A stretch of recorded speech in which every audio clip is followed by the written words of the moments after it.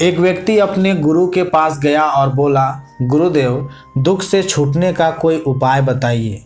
शिष्य ने थोड़े शब्दों में बहुत बड़ा प्रश्न किया था।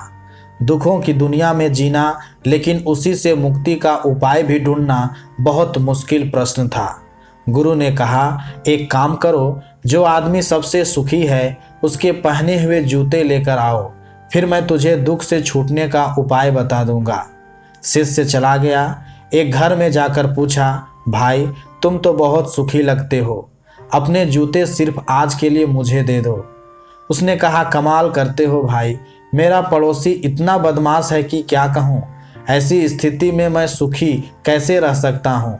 मैं तो बहुत दुखी इंसान हूँ। वह दूसरे घर गया।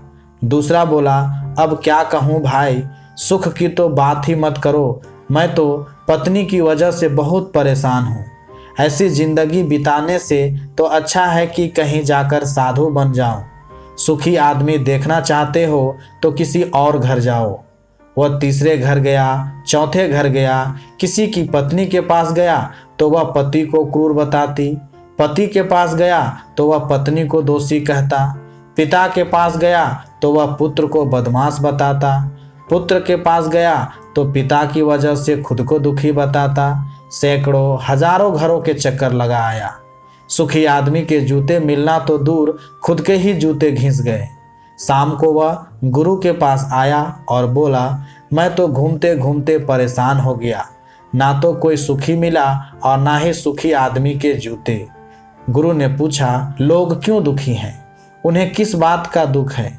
उसने कहा, किसी का पड़ोसी खराब है, कोई पत्नी से परेशान, कोई पति से दुखी, तो कोई पुत्र से परेशान है। आज हर आदमी दूसरे आदमी के कारण दुख भोग रहा है। गुरु ने बताया, सुख का सूत्र है, दूसरे की ओर नहीं बल्कि अपनी ओर देखो। खुद में झांको, खुद की काबिलियत पर गौर करो। प्रतिस्पर्धा करनी है तो खुद से करो, दूसरों से नहीं। जीवन तुम्हारी यात्रा है, दूसरों को देखकर अपने रास्ते मत बदलो। खुद को सुनो, खुद को देखो, यही सुख का सूत्र है। शिष्य बोला, महाराज, बात तो आपकी सत्य है, लेकिन यही आप मुझे सुबह भी बता सकते थे, फिर इतनी परिक्रमा क्यों करवाई?